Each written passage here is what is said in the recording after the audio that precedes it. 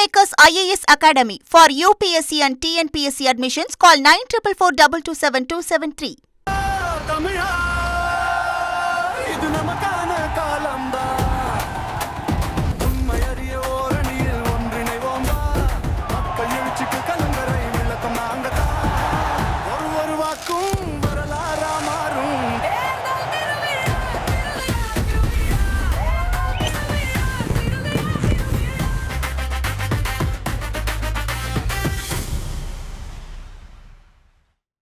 காஞ்சிபுரம் சட்டப்பேரவை தொகுதி நிலவரம் என்ன, அங்கு உள்ள மக்களின் எதிர்பார்ப்புகள் என்ன என்று விரிவாக பார்க்கலாம்.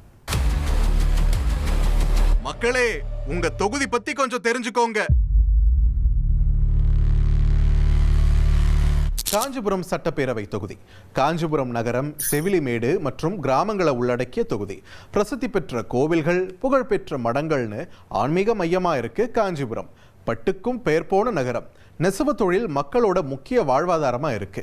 ஸ்ரீபெரும்புதூர், உரகடம் தொழிற்பேட்டைகளில் பணியாற்றவங்க அதிகமாக தங்கியிருக்கக்கூடிய தொகுதியாகவும் காஞ்சிபுரம் இருக்கு.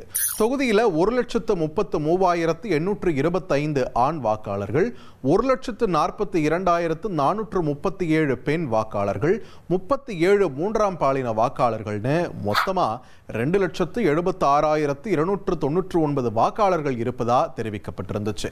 2005 இடைத்தேர்தல் உட்பட தொகுதியில் இதுவரைக்கும் நடந்த சட்டப்பேரவை தேர்தல்களில் அதிகபட்சமா திமுகவும் அதிமுகவும் தலா 7 முறை வெற்றியை வசமாக்கியிருக்காங்க.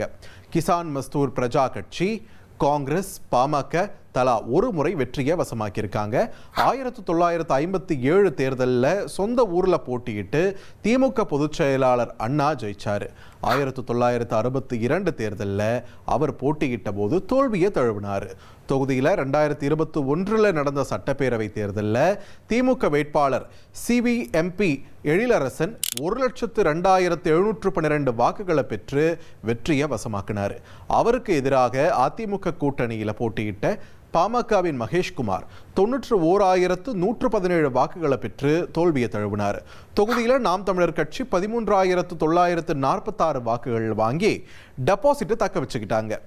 இப்போ தொகுதியில் தேர்தல் பணிகளில் அரசியல் கட்சிகள் தீவிரம் காட்ட அங்க இருக்கக்கூடிய மக்களோட எதிர்பார்ப்பு என்னவா இருக்கும்னு இப்போ பார்க்கலாம்.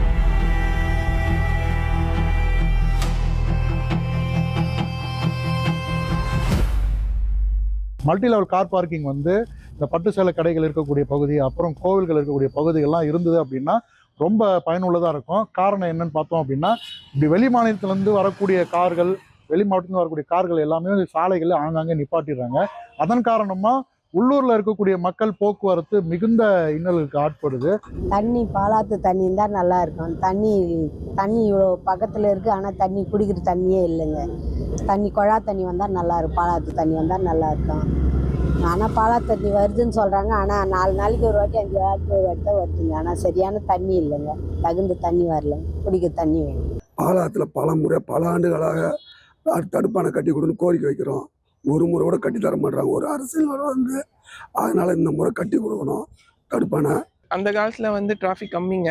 இப்போ டிராஃபிக் அதிகமாக இருக்கிறதுனால போக்குவரத்து அதிகமாக இருக்குது. அதை பஸ் ஸ்டாண்ட் எடுத்துகிட்டு போய் வெளியே போட்டுருணும். எப்பத்துலேருந்தோ அது பிளானில் இருக்குன்றாங்க. ஒரு 10 வருஷத்துக்கு மேலே சொல்கிறாங்க.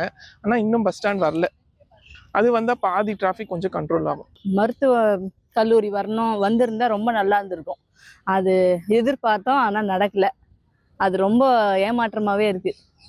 எல்லாமே சிட்டியில் நிறைய பெரிய பெரிய ஹாஸ்பிட்டல்ஸ் இருக்குது. எல்லாம் மேலே அங்கே தான் போயிட்டு ஹாஸ்பிட்டல் கட்டுறாங்களே தவிர இங்கே இருக்க ஜனங்கள்லாம் யார் காப்பாற்றுவாங்க? அப்போது எல்லாமே எல்லாம் அங்கே தான் போயிட்டு வைத்தியம் பண்ணிக்கிட்டோமா. இருக்கிறவன் போய் பண்ணிக்கலாம், இல்லாதவன் என்ன பண்ண முடியும்?